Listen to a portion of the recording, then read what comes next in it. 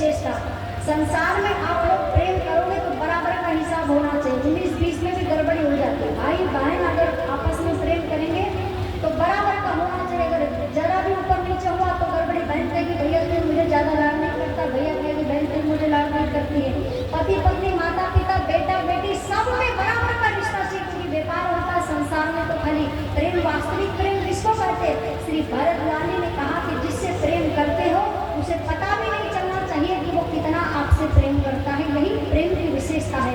श्री भरत जी ने कहा कि मेरे भैया मुझे खुद ही नहीं समझे, मुझे नहीं समझे कि मैं उनसे कितना प्रेम करता हूँ, पर मेरा हृदय उनके चरणों में बढ़ता रहे, मेरा प्रेम यही आशीर्वाद दीजिए। अब ये डिमांड जब प्रयागराज में सुनी तो उनके कान खड़े हो गए। बोले मैं आपको दे सकता हूँ, धर्म दे सकता हूँ, काम दे सकता हूँ, मोक्ष दे सकता हूँ, लेकिन जो मांग रहे हो हमारे ही पास में नहीं है तो हम आपको कहाँ से देंगे। इसलिए हे संत, आपको मैं कुछ नहीं दे सकता, पर फिर भी मेरी वाणी मंगलमय हो, इसलिए आशीर्वाद है, शुभकामना है कि आपका प्रेम दिन रात श्री सीताराम जी के चरणों में बढ़ता है। ये मैं दे नहीं रहा हूँ, केवल शुभकामना दे रहा हूँ ताकि मेरी भी वाणी पवित्र हो जाए। श्री भरत लाल जी भरद्वाज जी के आश्रम में गए। यहाँ पर रात्रि भर विश्राम हुआ है। अब आगे श्री भरत लाल जी चले। रोग रोग से श्री भरत लाल जी के प्रेम झलक रहा है। देवता लोग घबरा गए। देवताओं ने शारदा मैया से कहा कि भैया इनकी मति को बदल दो ताकि राम से न लड़े। देखो देवताओं को किसी से डर नहीं लगा, ना सुमन जी से डर लगा, ना केवट से डर लगा, ना अयोध्या के लोगों से डर लगा, ना महाराज दशरथ जी से डर लगा। अब डर लग रहा है शारदा मैया से कि इनकी मति को घुमा दो। शारदा मैया का पावर हो, अयोध्या में जो षड्यंत्र रचा कामयाब हो गई क्योंकि श्री राम की इच्छा थी। और अगर यहाँ अपनी नौटंकी करी ना तो सीधे श्री राम के क्रोध का भाजन बनोगे। ब्रह्मा विष्णु महेश कोई भी श्री भरत की मति को नहीं बदल सकता। तो मुझे कह रहे हो? शारदा मैया डांट लगा करके चले गए। गुरु जी से प्रार्थना करी, गुरु जी श्री भरत प्रेम का सागर है, इस सागर में श्री राम डूब जाएंगे, इसलिए नहीं मिलना चाहिए। श्री भरत ऐसे कृपा करो। गुरु जी ने कहा तुम्हारा दिमाग खराब है, श्री भरत संत है और संत जगत का कल्याण चाहता है। पागलों शरणागति ले लो, संत की काम बन जाएगा, पर इनके विरोध में मत रहो। पर देवता तो देवता गुरु जी की बात में नहीं मानी।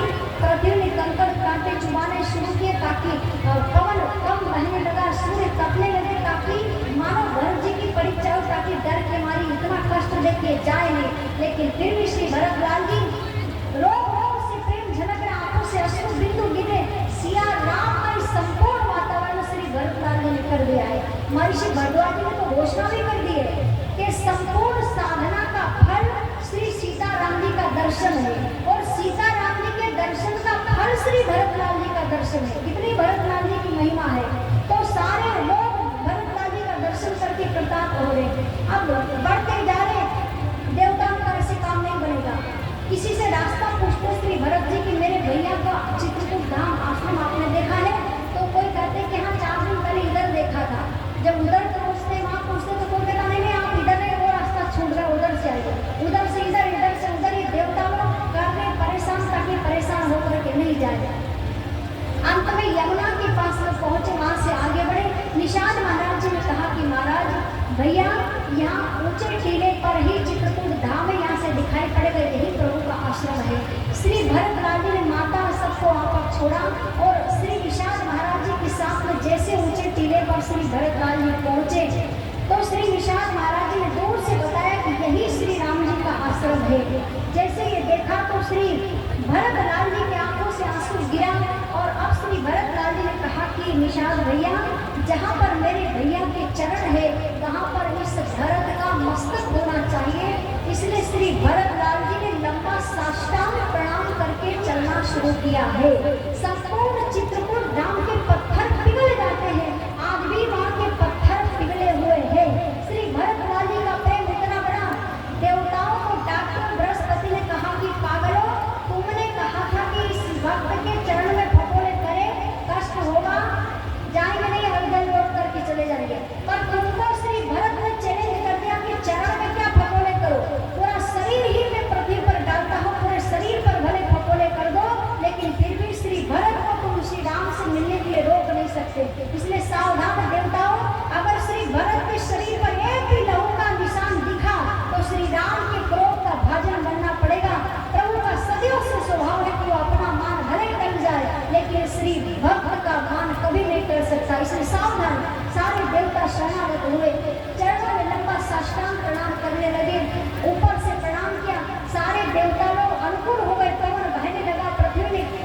अपने कंकर कान पे छुपा लिए, कोमल हो गई, पवन बहने लगा, सूर्य नारायण बादल की ओट में छुप गए और साष्टांग वंदन करते श्री भरतलाल जी की यात्रा आगे बढ़ी। इधर श्री राम जी को सूचना मिल गई, राम जी गंभीर हो जाते हैं कि चतुरंगी सेना लेकर के आ रहा है, इसका मतलब ये राज सत्ता मुझे देने आ रहा है। तो एक तरफ तो पिता का वचन है, एक तरफ भाई तेरा प्रेम है, करूँ तो क्या करूँ, मैं तो फंस गया, इस टेंशन में गंभीर हो गए। और लेकिन थोड़ी घड़ी में मुस्कुराने लगे, क्यों? क्योंकि श्री भरत जी का स्वभाव याद आ गया। श्री भरत जी का स्वभाव यही है, राम जी ने सोचा कि मेरे भाई का स्वभाव यही है कि वो कभी भी अपनी इच्छा अनुसार नहीं चलता है, वो तो मेरी इच्छा अनुसार चलता है, इसलिए मुझे कोई टेंशन नहीं है। अब ये दोनों परिस्थिति में राम जी के भाव जब चेंज हुए, लक्ष्मण लाल जी ने लकड़ी का गट्ठर फेंका, कहीं से ला रहे थे और क्रोध करते हुए आने दो भैया, मैं सब निपट लूंगा। पहले भी मुझे गुस्सा आ रहा था पर बदला नहीं ले पाया, दोनों भाइयों को रणभूमि में पछाड़ दिया। आप तो भोले भैया की राज सत्ता होती है, सी भरत को राज सत्ता का मोह हो गया है। जैसे ये बात बोली, आकाशवाणी ने घोषणा की कि तात आप जो कह रहे हैं वो और लोगों पे लागू हो सकता है, लेकिन श्री भरत पर लागू नहीं हो सकता। श्री राम जी ने लक्ष्मण लाल जी से कहा कि लक्ष्मण सावधान, श्री भरत जैसा भाई ना तो हुआ था, ना हुआ है, ना कभी होगा। पागल, इस संसार में मेरू पर्वत मच्छर के फूंक से भले उड़ जाए, जो कि नहीं उड़ सकता, पर भले उड़ जाए। महर्षि अगस्त्य जी 3 अंगुली में सागर पी गए और चुल्लू भर पानी में डूब जाए, जो कि नहीं संभव है, पर भले हो जाए। असंभव घटना भले संभव में बदल जाए, लेकिन कभी भी श्री भरत को राज सत्ता का मद नहीं हो सकता है। भरत के हृदय में तो साक्षात मैं विराजमान हूँ। यह बोल करके श्री राम जी भरत लक्ष्मण लाल से चर्चा कर ही रहे थे। पिछले द्वार से श्री भरतलाल जी पहुँचते हैं। निषाद महाराज जी ने कहा कि अंदर चलिए। श्री भरत जी ने कहा कि इस आश्रम में जाने का मेरा कोई अधिकार नहीं है, अगर भैया स्वयं आएंगे उठा करके ले जाएंगे तो ही मैं जाऊंगा, क्योंकि मेरे जैसा पापी व्यक्ति से आश्रम में कैसे प्रवेश कर सकता है। और श्री भरतलाल जी ने दूर से ही लंबा साष्टांग प्रणाम करते हुए आवाज लगाई,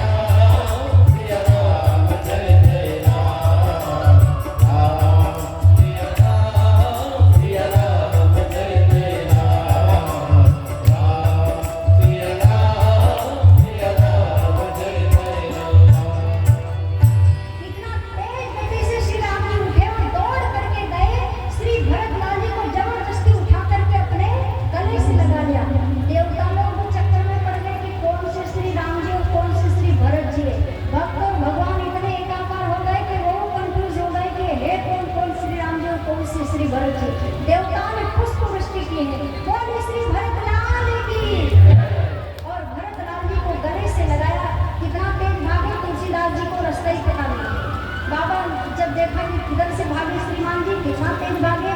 बोले सूर्य नारायण की जो किरणें हैं वो आकाश से धरती पर गिरते हैं, तो वैज्ञानिक लोगों के हिसाब से उनकी गति सबसे ज्यादा तेज है। पुराणों के अनुसार उनसे भी ज्यादा श्री गरुड़ जी महाराज की गति तेज है, उनसे भी ज्यादा भगवान श्री कृष्ण के सुदर्शन चक्र की गति तेज है, उनसे भी बढ़कर के श्री राम जी के धनुष से जो बाण छूटता है उसकी गति तेज है, और उनसे भी बढ़कर के आपके और हमारे मन की गति तेज है। ये यहाँ पर बैठा बैठा दिल्ली, मुंबई, कलकत्ता एक पल में घूम करके आ सकता है, पता भी नहीं चलता, तेज भागता है। और आज इस मनुष्य के मन की गति, तेज गति से भी ज्यादा श्री राम जी अपने भैया श्री भरत राम के लिए भागते हैं, इसलिए रास्ता नहीं पता कि किधर से भागे। फिर श्री तुलसीदास महाराज जी ने जब नीचे देखा तो 4 चीजें गिरी थी, समझ गए कि श्रीमान जी इधर से उठे और इधर से भागे और इधर से उठा करके गले से। 4 चीज क्या गिरी? बोले धनुष, बाण, पीताम्बर, तरकस। 4 चीज क्यों गिरी है? अलग अलग संत अलग अलग भाव बताते। कुछ कहते हैं कि जब श्री राम जी दौड़ने लगे तो इन शस्त्रों ने सोचा कि भारत का संत भरत शिरोमणि अगर श्री राम जी की चरण धूलि में लौट लगा रहा है तो हमें शर्म आना चाहिए कि हम श्री राम जी के कंधे पर बोझ बन करके पड़े हैं, इसलिए शर्म के मारे गिर गए। कुछ कहते हैं कि नहीं, पूरा भाव यह है कि जो भक्त जितना छोड़ करके आता है श्री राम जी उतना ही छोड़ करके मिलने आते हैं। श्री भरतलाल जी अभी अभी प्रयागराज में क्या छोड़ करके आए हैं? धर्म, अर्थ, काम, मोक्ष। 4 चीज छोड़िए ना, तो राम जी ने भी 4 चीज छोड़ी और मिलने के लिए गए हैं। एक संत ने बड़ा सुंदर भाव दिया, और पूरा भाव दिया है कि श्री राम जी ने शस्त्र जानबूझ करके गिराए हैं कि भैया एक तरफ तो प्रेम है तुम्हारा और दूसरी तरफ पिता का वचन है। अब मैं हथियार पहले से ही गिरा रहा हूं तेरे सामने कि पिता के वचन को निभाऊं, कि प्रण को निभाऊं, कि प्रेम को निभाऊं, कि पिता के वचन को निभाऊं। अब तू जो कहेगा वही मुझे करना है, इसलिए मेरी लाज अब तेरे हाथ में है, तेरे आगे में हार करके आ रहा है। तो हार स्वीकार करके जो भी है, सारे ही कारण महत्वपूर्ण है। श्री भरत जी को हृदय से लगाया श्री राम जी ने, और श्री भरतलाल जी लेकर के, राम जी भरतलाल जी को लेकर के आए, और उसके बाद में चारों भाई आपस में मिले। सीता जी के चरणों में श्री भरत जी डरते हुए गए। सीता जी ने मस्तक पर हाथ रखा। श्री भरत जी को थोड़ी शांति हुई कि भाभी नाराज नहीं है। अब सब रो रहे हैं, बोल कोई नहीं रहा, बोलेगा नहीं तो कथा आगे कैसे बढ़ेगी। निषाद महाराज जी की नजर पड़ी, बोले प्रभु अकेले नहीं आए हैं, माताएं, प्रजा, गुरुजन, सेना सब को लेकर के आए हैं। श्री राम जी ने शत्रुघ्न महाराज जी को वहाँ पर सीता जी की रखवाली को छोड़ा, रखवाली के लिए छोड़ा। सारी माता, गुरुजन, प्रजा सबको आदर सहित लेकर के श्री राम जी आए चित्रकूट धाम में। सारी प्रजा बैठी है। श्री सीता जी ने तीनों माताओं की साड़ियों का रंग जब देखा, मांग में सिंदूर नहीं है, देख करके सीता जी व्यथित हो गई कि मेरी माताओं के मांग का सिंदूर कहाँ चला गया, मेरी माताओं की साड़ियों का रंग कैसे बदल गया। थोड़ी देर के बाद में वशिष्ठ महाराज जी ने ज्ञान का संवाद सुनाते हुए कहा कि राघव, आपका नाम लेकर के आपके वियोग में आपके पिता ने प्राण को छोड़ दिया है। मैं सुन करके श्री राम जी बहुत रोने लगते हैं। अब यह मत सोचना कि श्री राम क्यों रो रहे हैं। भाई श्री राम इसलिए रो रहे हैं, भगवान आपके और हमारे जैसे के लिए नहीं रोते हैं, भगवान अपने भक्तों के लिए रोते हैं। तो श्री महाराज दशरथ जी जिन्होंने राम जी के प्रेम में प्राण ही छोड़ दिए, बताओ उनसे बढ़कर के और कौन भक्त हो सकता है। और ऐसे भक्त के लिए अगर श्री राम जी नहीं रोए तो किसके लिए रोए? हमारे लिए रोए।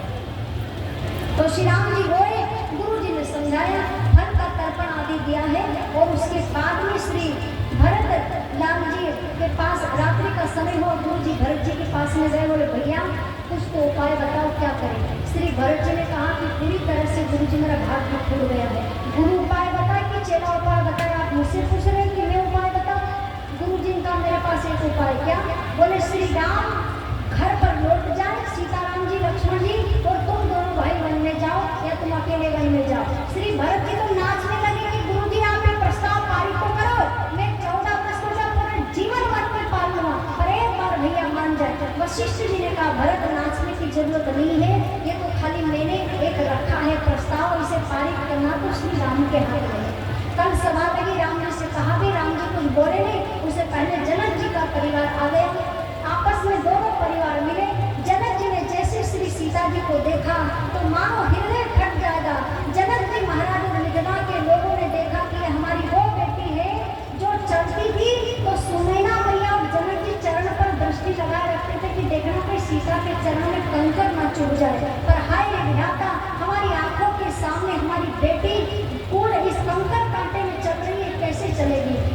जनक जी ने सोचा कि अगर मैं रोग हुआ तो बेटी का मनोबल गिर जाएगा, इसलिए हृदय से लगाया श्री सीता जी को कहा कि बेटा आपने रघुवंश की परंपरा का भी पालन किया, मिथिला का भी गौरव आपने बढ़ाया है, इसलिए निर्भय होकर के अपने धर्म का पालन करो। हृदय तो फट रहा है कि धरती फट जाए तो समा जाए, परंतु ऊपर से पिता ने कठोर बन करके शिक्षा दी कि बेटी डगमगा न जाए। माता पिता ने दोनों ने संस्कार दिए। अब रात्रि का समय हुआ, श्री भरत लाल जी के पास में गुरु जी वापस आए, बोले भरत बेटे क्या हो उसको कहो। श्री भरत लाल जी को आज थोड़ा सा गुस्सा आ गया मीठा, और श्री भरत जी ने कहा कि गुरु जी एक बात कहूँ, बुरा तो नहीं मानोगे? बोले नहीं। बोले मुझे तो ऐसा लग रहा है कि मेरे भाई साहब के वनवास में अकेली मेरी माँ का ही हाथ नहीं है, आप सब लोगों की भी मिली भगत। तो गुरु जी को थोड़ा टेंशन हो गया कि तू क्या कह रहा है, तेरी माँ के हिसाब से वन में आए हैं। श्री भरत जी ने कहा कि गुरु जी मेरी माँ ने अगर वरदान मांगे हैं उसके हिसाब से वो वन में आए हैं, तो ये बात सही नहीं है। मुझे एक बात बताओ कि आप इतने बड़े समर्थवान हो कि गए हुए प्राण को लौटा सकते हो, तो आप श्री राम के वनवास को स्थगित नहीं कर सकते थे? वशिष्ठ महाराज जी ने सोचा कि कर तो सकता था, पावरफुल वशिष्ठ महाराज जी, जिसको आर्डर दें उसको पालन करना पड़े। तो कैकेयी माता को डांट लगाई थी कि सीता अगर वल्कल वस्त्र में गई तो पूरी अयोध्या को जला करके राख कर दो, तो कैकेयी मैया ने तुरंत वस्त्र ले लेते, तो ये कर समर्थ मानते, तो आपने किया क्यों नहीं? और फिर श्री भरत लाल जी ने कहा कि गुरुजी एक बात बताओ कि मेरी माँ के वरदान के अनुसार श्री राम वन में गए तो पूरा सत्य कहाँ है?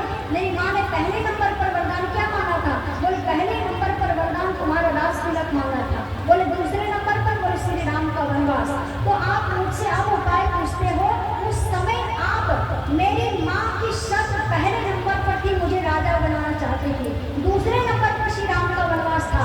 तो राजा बनाने के बहाने जिस तरह दूत आपने बाद में भेजे, पहले भेज देते कि पहले राजा बन जाने दो भरत को, तो राजा बनाने के बहाने एक बार मुझे बुलवा लेते गुरुजी, और मेरे आने के बाद में तो सेकंड नंबर था ना वनवास का वरदान तो मेरे आने के बाद में मेरी माँ तो क्या पूरे ब्रह्मांड में कोई माई का लाल नहीं जो मेरे भैया को नंगे पैर वन में भेज दे। अब मुझसे उपाय पूछ रहे, क्या उपाय बताओ? अब श्री वशिष्ठ महाराज जी मन में सोच रहे कि हाँ गलती तो मुझसे हुई है, मैं चाहता तो ये कर सकता था पर मैंने किया नहीं। श्री वशिष्ठ महाराज जी को मन ही मन में तुरंत याद आया कि भैया ये तो सारा किया धराया श्री राम का ही है, तब तक बुद्धि काम नहीं आई। कहते ना कि बुद्धि समय पर काम नहीं आई है। वशिष्ठ जी ने कहा कि श्री राम ने हमारी में बुद्धि उसमें डाली है कि गुरु जी को भी ध्यान नहीं आए और गुरु जी भी इसी हड़बड़ी में रह जाए और मैं चल दूँ वन में। तो यह सुन करके वशिष्ठ महाराज जी ने कहा कि बेटा मेरे को कुछ समझ में नहीं आ रहा है। वशिष्ठ जी लौट करके चले जाते हैं। प्रातःकाल सभा लगी, श्री राम जी ने वशिष्ठ जी की तरफ देखा कि गुरु जी कुछ बोलिए। गुरु जी का मेरा काम नहीं है, मेरी तो बुद्धि काम नहीं कर रही, तो पहले ही फेल कर दी तुमने अयोध्या में। जनक जी से आप फैसला करिए, आप बड़े हो वो परिवार में। जनक जी ने कहा ना ना ना ना, मैं तो ब्रह्म ही ब्रह्म देखता हूँ, इसके बीच में फैसला करो, मैं फैसला करने नहीं आया। अब श्री भरत लाल जी खड़े हुए, श्री राम जी ने कहा कि भरत तू अगर कहेगा भैया तो तेरे कहे अनुसार मैं घर भी चल सकता हूँ, और अगर तू कहे तो ही मैं वन में जाऊँ। बताओ भरत करना क्या है?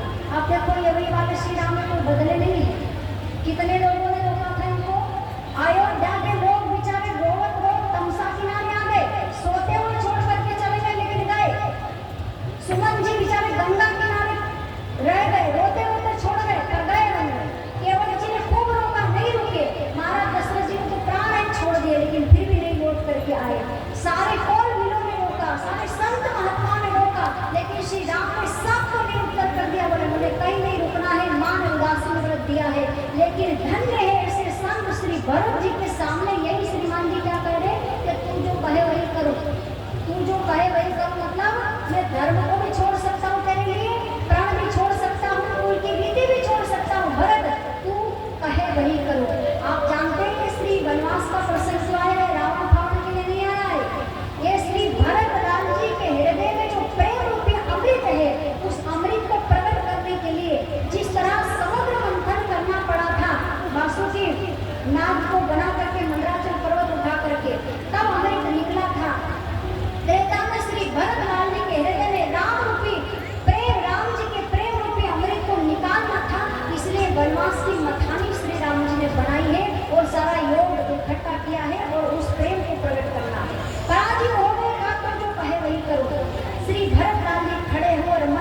सोचने लगे कि ये श्रीमान जी, भरतराज ने मन ही मन में सोचा कि हे मेरी भक्ति स्वरूपा शारदे मैया, मैं मेरे अंदर से आप ही बोलना, क्योंकि मैं तो केवल लाउड स्पीकर हूँ, बोलना तो आपको ही पड़ेगा। ये सुमेरी शारदा सुहाई, मानस के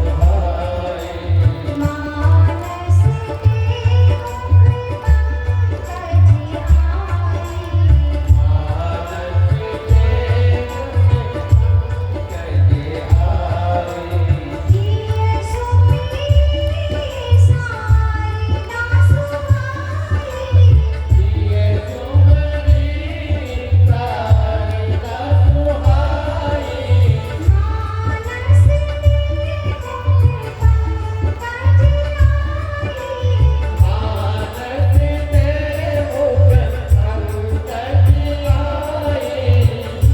सुमेरी शारदा